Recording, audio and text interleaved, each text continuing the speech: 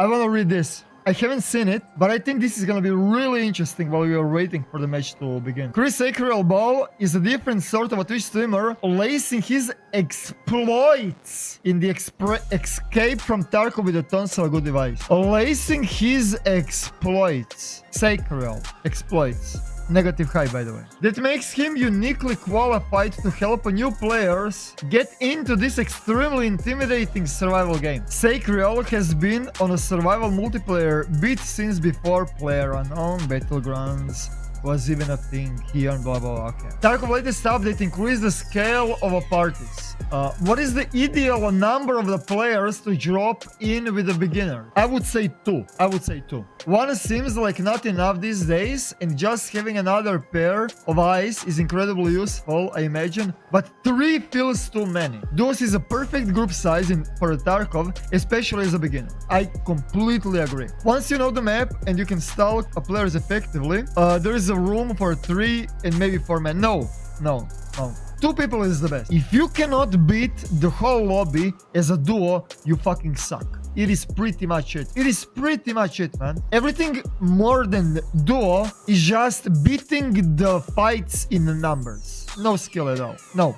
Duo, that's it.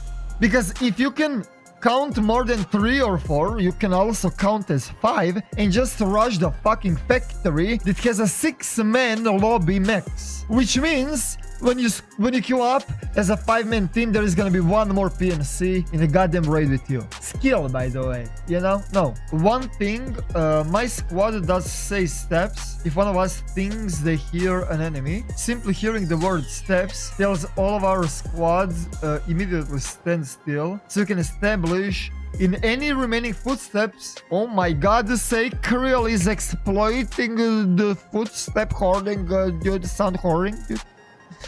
This is yeah, you should play like that in team. Yeah. The vendors can be a bit intimidating, which one should players focus on the rate of the bet? And what is the easiest way to get in their good graces? To make a good money, you should sell to the therapist, skier, mechanic. She offers the best prices, but the buys non-weapon. Sell the skier next. Anything he won't buy should sell to proper. That's false. No, that's false. It's Elvira the therapist, skier, and then mechanic, and then proper. Proper is the last guy. You should sell only magazines with bullets to proper. And to defense, you should sell only broken armor. Whatever skier doesn't wanna buy, mechanic is going to buy. Whatever mechanic doesn't wanna buy, proper is going to buy. Proper is the worst out of everyone. I do not wanna be a douchebag or something, but he's labeling himself as a doctor, ask me anything, dude. Sorry, I gotta do this. Therapist first, then skier or peacekeeper, and then mechanic, and then proper, and then fence. You're selling junk and the meds to the therapist, and then you have to decide, do you need rubles or do you need dollars? And then whatever they don't want to buy, you're selling it to the mechanic, and then to the proper, and then to the fence. This is how it goes. By the way, what are the first 2 guns that the newcomer should buy from the vendor? The first 2 guns, I would say AK-74, SKS, Viper. Those 3 guns. I'm in a raid. Yeah, I know. In my book, there aren't any magical guns. Yes, they are. Yes, they are. AK in the game is relatively minor.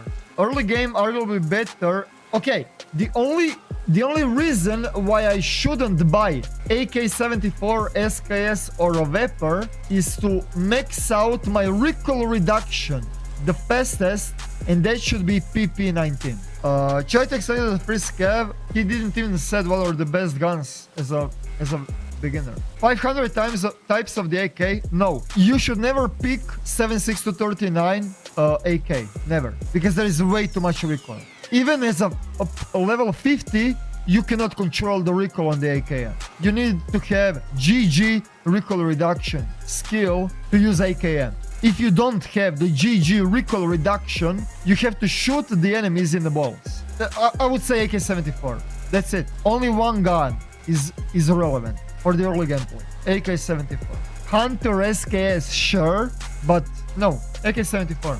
In the same vein, what is the best map for the beginners? Reserve. Reserve is the best map for the beginners. One of the main maps which you have to perform tasks on the customs. It is important for the newer players to learn this map, but it can be quite dangerous. There is a Scavs, but are you kidding me? Did you recommended customs for the new players? Fuck no. Reserve is the best map for the beginners, because no matter what you do, you're gonna have a profit. In the customs, no matter how well geared you are, you're gonna have in a negative, because there is no loot in the customs. Yes, you have quests in the custom. Yes, you are forced to play customs as a new player, but don't you dare to force new players to learn customs. Play customs just for the quests. Play reserve as a new player. It is gonna give you the biggest amount of a profit no matter what you do. As a scav run, as a PMC run. Because no matter where you go, whatever you loot, you can put in a gamma, no keys required, and you're gonna be in a fucking profit. I do not wanna steer any drama, but what the fuck am I reading, dude? Let's talk about body armor. I'm just gonna throw this one out there. Armor class 4 is the bare minimum that you need to have to protect your body against scavs and the shitty players. And then you need armor class 5 for the proper PvP. And then you need armor class 6 for the Pepega brain dead rush Call of Duty PvP. Body armor is a very complicated part of the game. No, it's not. It's pretty basic. It is going to be complicated when they add advanced armor mechanics in the game, when only plates on the armor are gonna protect the body. Right now it is pretty fucking simple. There are 6 levels of the armor, and the higher the armor, the better it protects against incoming damage. Yes, I would strongly agree with that. But it is not as simple. It is simple as that. Yes, it is simple as that. If you're carrying Paka, you're well protected against Makarov scavs. If you're wearing armor class 3, you're well protected against PS 54539 rounds and 76239 PS rounds from the scavs. And then if you have armor class 4, you're well protected against Hunter and Vapor and whatever the fuck scavs can have on themselves. And then if you have armor class 5, you're well protected against mediocre 54539 BT rounds. And then if you have armor class 6, you're well protected against anything armor penetrating. It is pretty fucking simple. Stop I'm not even ranting. I'm not ranting, dude. Am I supposed to have my opinion, or you're saying that I cannot give my opinion on the certain article that is on a Polygon, or what? It is not that complicated when you understand how bullets and armor works. It is really not that. The easiest thing that you need to understand is that higher armor you have, more room for the error you're gonna have. That's pretty much it. That's it. They won't protect you from... Yeah, okay, whatever. Sound is important part of the tactics in the game. There is a sound a rifle makes, and then there is a sound that the player makes without even firing a gun. What are the best practices for managing your audio profile and avoiding getting jumped from the behind? Well, let me just give my answer on that first. You should move in the crouch position often, because you're gonna increase your convert movement skill that is gonna decrease the sound that you're creating, which means the more you're in crouch position, faster you're gonna level up the skill that is gonna make other players more difficult to hear your footsteps. And then the second thing is, there are common and uncommon grounds. When you're moving on the grass or on the concrete, that is gonna be pretty low sound, really low audio.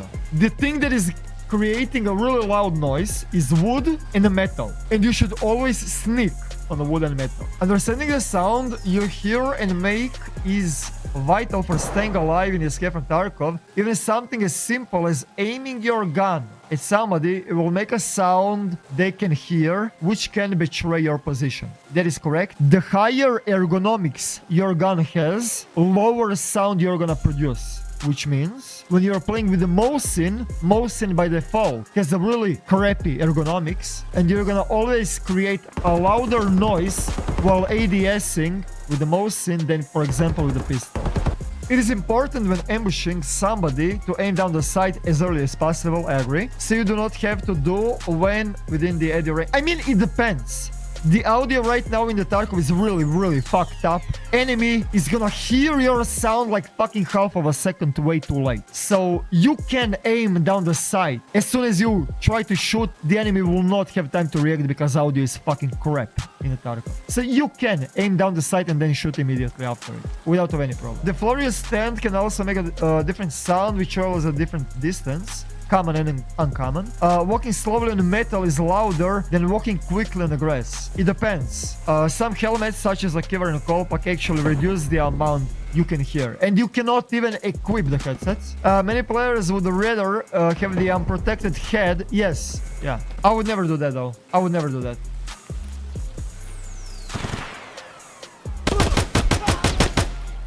That was a player. I would never do that. Never, ever do that. That was a player. I would never fucking do that. Lots of folks have a good run and then get ambushed near the exit. It's a fucking Summit Pepega new players meta. I don't even have to read that. Is mucking about in your hideout usable in the early game? If so, where should we be putting our time and the energy? I would say right now, if you start to play the game, yes, it is 100% worth to upgrade the hideout. But if you're playing fresh wipe, fuck no. Do not upgrade your hideout on the fresh wipe. I would wait for a month and then start with the upgrading the hideout. It is that unnecessary. The hideout is great, new addition to the game, healing, yeah, you're getting extra benefits, but it is not worth for the fresh wipe to upgrade your hideout. Because everything is overpriced as fuck. Like, on the beginning of the... Like, in the middle of the wipe, sure. On the beginning of the wipe, fuck no. I will not upgrade my hideout on the next wipe. In the first month. No.